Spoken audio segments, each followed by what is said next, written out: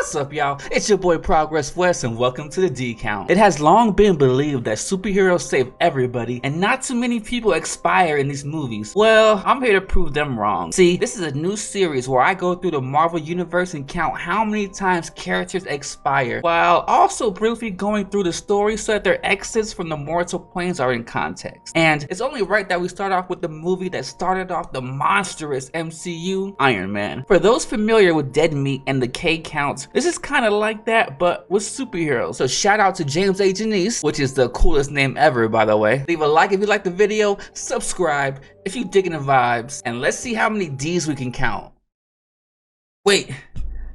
Darn it, Greg. We need a better catchphrase. Let's see how many D's we can count. It makes it sound like we're counting their dicks. We start our story off with our hero, Tony Stark, getting lit, and he's joined by 3 of America's heroes. We have this one guy sitting here looking nervous. I haven't seen someone that nervous in the backseat since that one time I lost my virginity. We also find out that Tony went 12 for 12 with the cover girls from last year. That is an excellent question.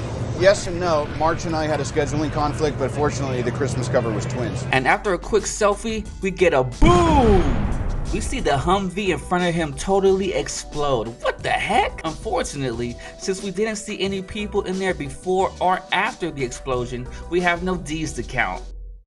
Gary, I really hate that we're calling it the D count. Yeah, I know YouTube is crazy and will demonetize us. Motherfucker, I got like 200 subs. I'm not making no money anyways. With our hero and his new best friends completely blindsided, we get our first 3 Ds when they try to get out to defend Tony. Seeing his defenders fall, our boy tries to escape, but ends up taking a shot of shrapnel to the chest, just like Mia Khalifa. I mean, or so I've heard. I don't watch that kind of stuff. Tony then wakes up looking like he has the worst hangover, and then we get our title card. Thanks, James. It's then followed with the 36-hour rewind where we see Tony being celebrated for being a weapons manufacturer genius. We find out that Tony's parents died in a car crash, and good man old guy Obadiah Stane stepped in to watch the company. We also find out that Tony came and took over his father's weapons company at the young age of 21. Jeez, at 21, I was doing keg stands with a hamster in my ass. Seems like I wasted my talent. Here, giving Tony the award is his best friend and military liaison to Stark Industries, James Rhodes, who looks like he might slap you for looking at him silly. But I have a feeling he is going to look a little bit nicer in the next movie. Unfortunately, Tony isn't there for the award because he's out there gambling. On his way out, he meets a reporter that asks the most important questions. You've been called the Da Vinci of our time. What do you say to that? Absolutely ridiculous. I don't paint. And what do you say to your other nickname, the Merchant of Death? That's not bad.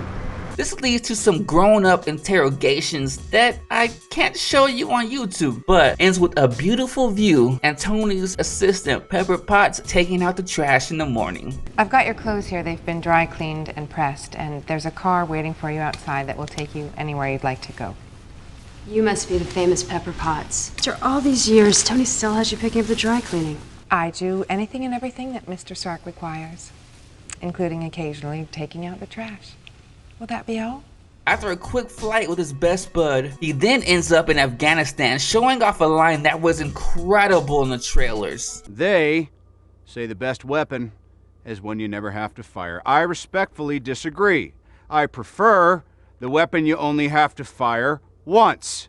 For your consideration, the Jericho.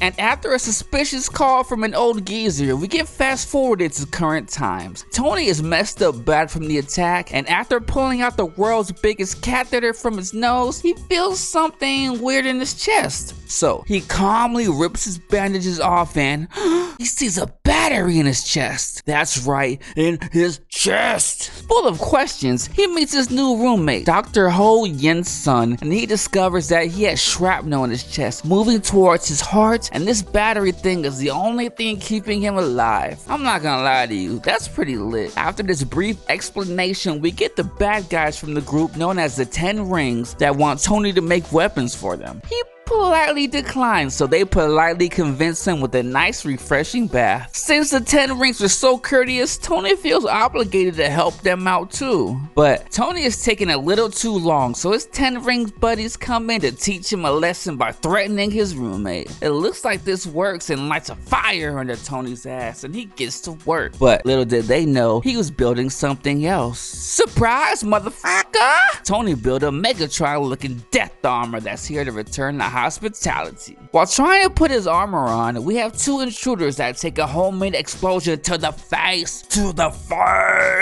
With Tony's suit still needing to charge, our good doctor takes a weapon and chases the 10 rings away, trying to buy Tony some time. We see the 10 rings back up, rushing to Tony's cell and spotting 2 unalive bodies, but those are the 2 bodies from the homemade explosion, so we won't double count them. Running into his cell, we see one rings member get backhanded into oblivion, while 3 of his friends unload in Tony's direction. Having not seen Zombieland and not knowing about the double tap, they celebrate the victory until Tony pops out and adds them to the D-list. In the darkest hallway I have ever seen, we can barely make out Tony walking through gunfire, taking out 3 more goons. After chasing the rest down the hall like the gosh darn Terminator, we hear one person off screen getting sent up to whichever god they pray to. When Tony breaks down the door like the worst Jehovah's Witness ever and adds 1 more to the D count, when this guy's bullet bounces off Tony and hits himself. The leader of the 10 rings decides Tony is a bad business partner and he wants a hostile takeover, so he shoots at him but misses and gets hit with Tony's missile. But I think I'm going to hold off on adding him to the count for now. With our bad guys vanquished, Tony decides it's time for him and the good doctor to get out of there.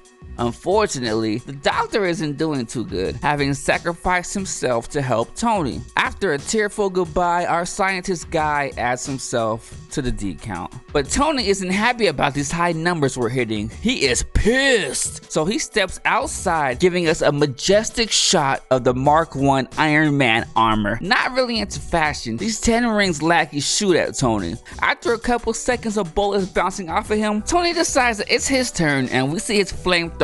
When the heck did he come up with those? Incinerate everyone and everything around him. And in this one scene, we see these 2 people behind the main squad, but they disappear later, so I'm going to add them to the D count anyways. And the rest just start unloading on Tony until he decides the party's over and takes off. We don't see the flame jets hurt anybody, so we aren't going to add any to the count. After ditching the armor and a quick walk through the desert, our boy Tony gets saved and brought back to America, battered and broken. Getting a big welcome back hug from our friend Obadiah Old Man Stain. Aw, isn't he nice? He's the bestest guy ever. We then get introduced to Agent Coulson, who is still trying to work out a cool name for his squad. I'm Agent Phil Coulson with the Strategic Homeland Intervention Enforcement and Logistics Division. After announcing that Tony is back and he is shutting down the weapons manufacturing part of his company, we get this silly scene of Obadiah cruising on a scooter, smoking a cigar. Why was this in the movie? And who okayed this? I don't like it. It's pretty funny though, I'm not gonna lie. After arguing with Obadiah about the arc reactor, we get a scene of what looks like Tony showing Obadiah his D.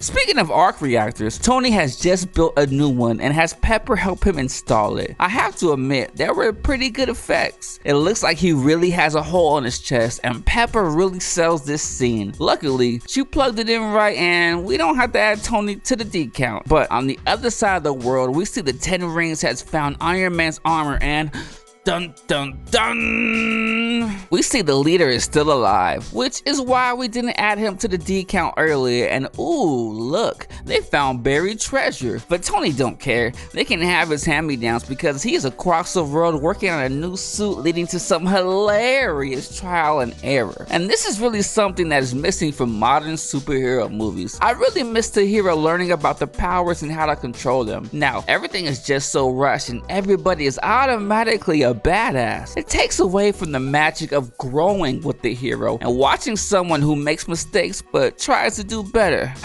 But tinkering is hard work, so after a piece of break the old guy Obadiah Stane, where he reveals the board is trying to take the company from Tony since he wants to be Mr. Peaceful, he gets right back to the action. After finally perfecting flight, he goes for a real quick test drive, test flight, leading to the most badass suit-up scene ever.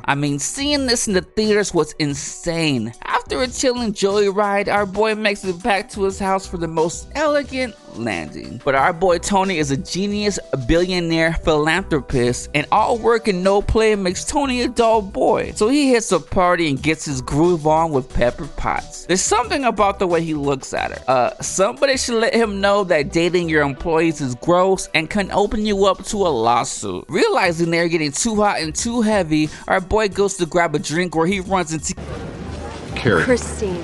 That's right. once again, who lets him know his business has still been making weapons behind his back. You have a lot of nerve showing up here tonight. Is this what you call accountability? It's a town called Gulmira. Heard of it? When were these taken? Yesterday. After angrily bringing this up to old man Obadiah Stane, we find out the biggest twist in comic book history. It was Obadiah that is still pushing the weapons. What? He was even the one who filed the injunction to get Tony kicked out of Stark Industries. But I mean, come on. His name is Obadiah Stane. That just sounds like a villain. Back at home, Tony thinks about what he just learned while watching a report about the 10 Rings' continued activities in the Middle East. Hey, look, we know that guy. We see some gunfire, but we don't see any bodies or anyone hit, so we don't have anything to add to the count. After a suit-up scene that will make Michael Bay blush, we see our hero suited the fuck up, and he looks pissed. I guess he has some anger to let out. We cut back to the Middle East just in time to see a whole bunch of work from me. What we do see is 2 civilians being pushed into a building with a bunch of gunfire after, so we will unfortunately have to add them to the count. We see another bad guy toss a grenade in the house, but again, without seeing any bodies, we're not adding them to the count. The bad guys are throwing all the civilians they can find into a corner, which I assume is going to make my job harder. When,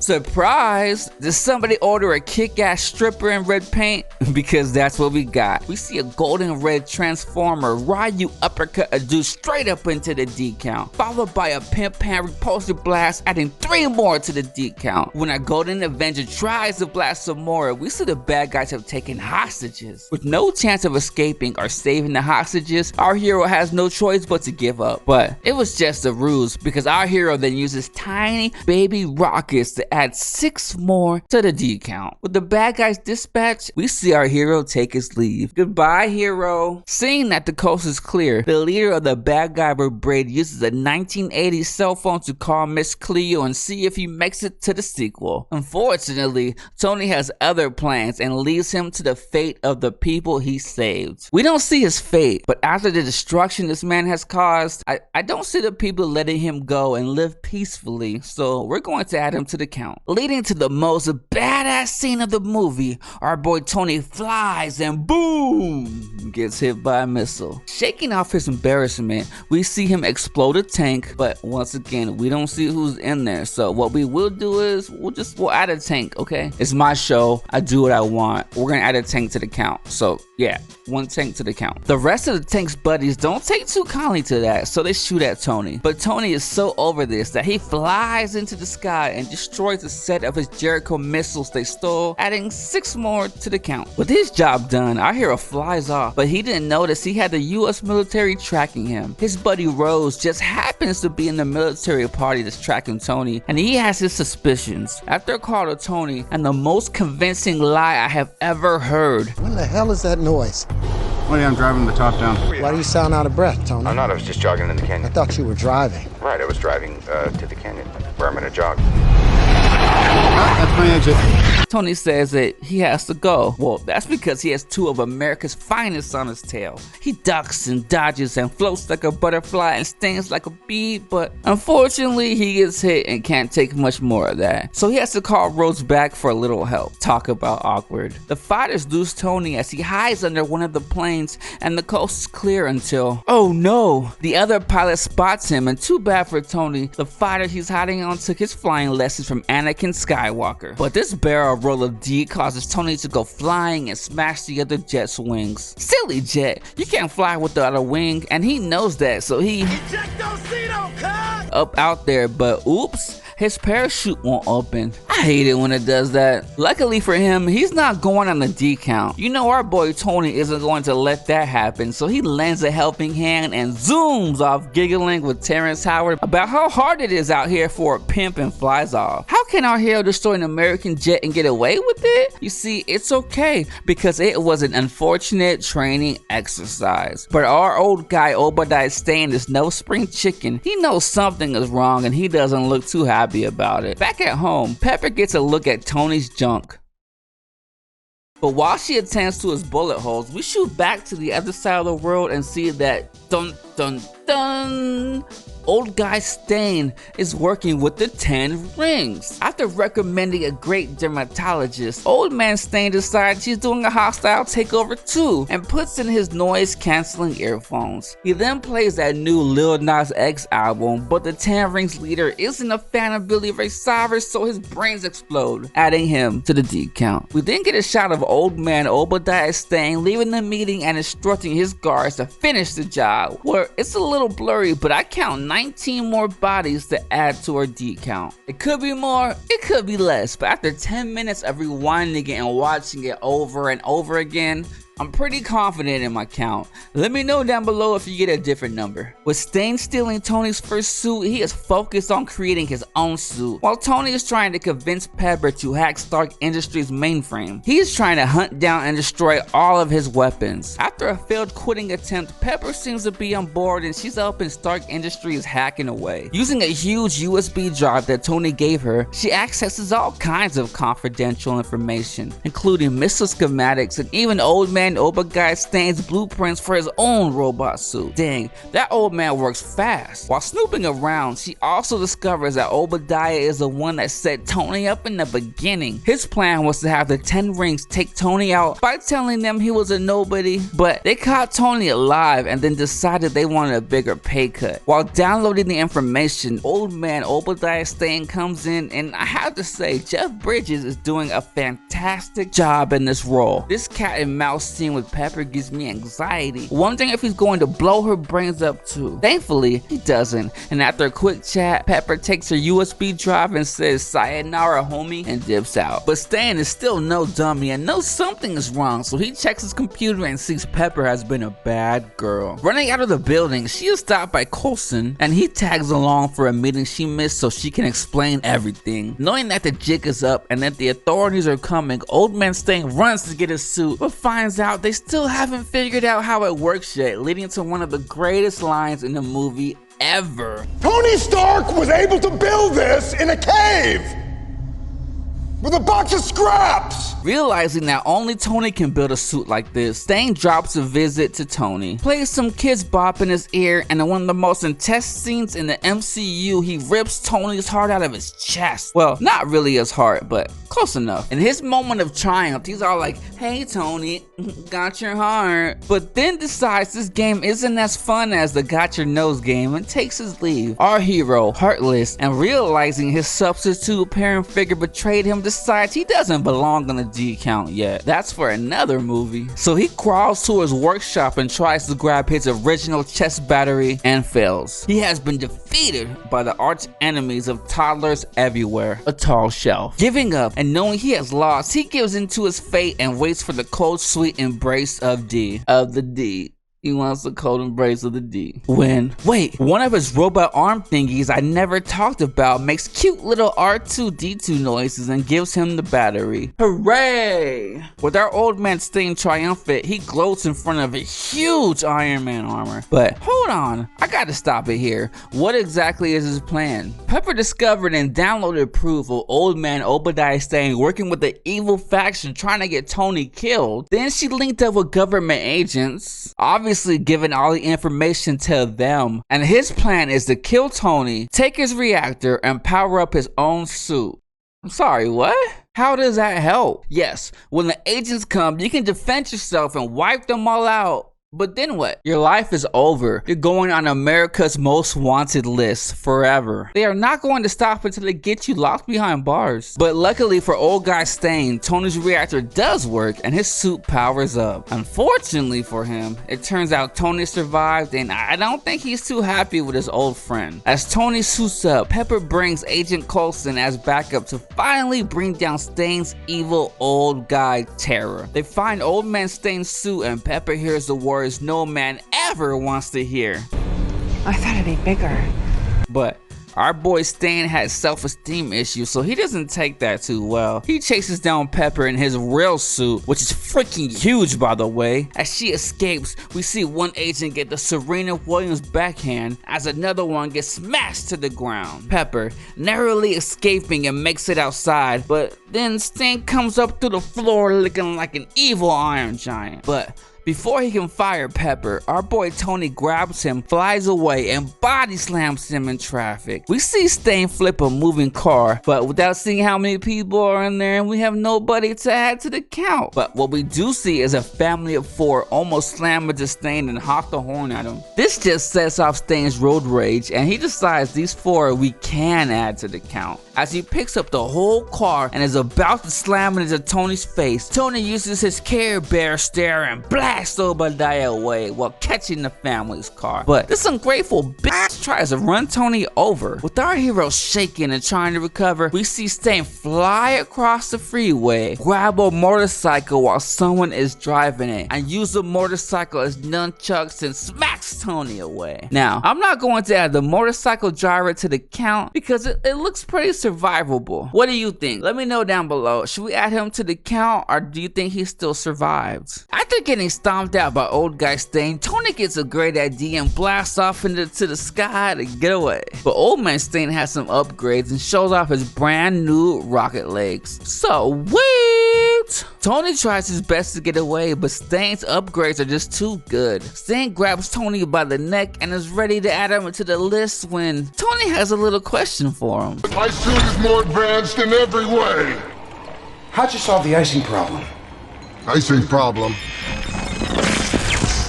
This is a callback to when Tony first made his new suit, where he had to add the red and yellow paint to his armor to prevent the freezing from the atmosphere. But Stain doesn't know this and his suit freezes up. After a quick game of whack-a-mole, Tony sends Stain back to Earth. Thinking the battle is won, Tony starts taking off his armor when Stain pops out, starts whipping Tony badly. Tony should have do something was up. We didn't add him to the kill count. After a brief fight, if you can call it that, Tony ducks away and radios Pepper, who is going to lend a helping hand. Tony is going to distract old man Stain while Pepper overloads the reactor in Stark Industries to blast the roof off the Stain is on. But Stain is too strong for Tony, so he decides the only way to take out old man Obadiah Stain is to sacrifice himself. He orders Pepper to blast the device, and our boy narrowly dodges. Taking a face full of energy, old man Obadiah Stain is finally defeated when he falls into the reactor for a mighty explosion. With so much damage done to the city, Stark Industries has to have a press conference to explain away the damages. They blame it on a malfunctioning prototype and tell the world it was just an accident, with Tony taking the stand to confirm that yes, it was all an accident and the day was saved by this Iron Man, which is Tony Stark's bodyguard. A nice throwback to the comics. Pepper gets to say goodbye to Coulson, who lets her know that his crew has finally decided on a hip new name. Just call us S.H.I.E.L.D. That sounds so much better, honestly. Taking the podium, Tony starts by being a good boy and reading the flashcards that Coulson gave him. And after a quick whisper from Rhodes, we end the movie with the same sentence that would end the MCU.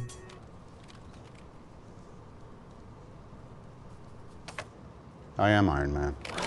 With our day saved and our new hero exposed, let's see how many people actually expired this movie. So, without further ado, let's get to the D count. Alright y'all, pardon us for not having a fancy graph yet. We're still working on it. But after counting our D's so far in this movie, we count 60 guys dead with 2 women and 1 tank. You can just imagine the pie chart right there and just, you know, we'll go from there. I promise y'all, next video is gonna be crazy. Anyways, we're currently at like 212 subs. When we get to 1,000 subscribers, we'll be dropping the next episode, Iron Man 2. So leave a like, subscribe, and I'll catch y'all next time. I love y'all. One love.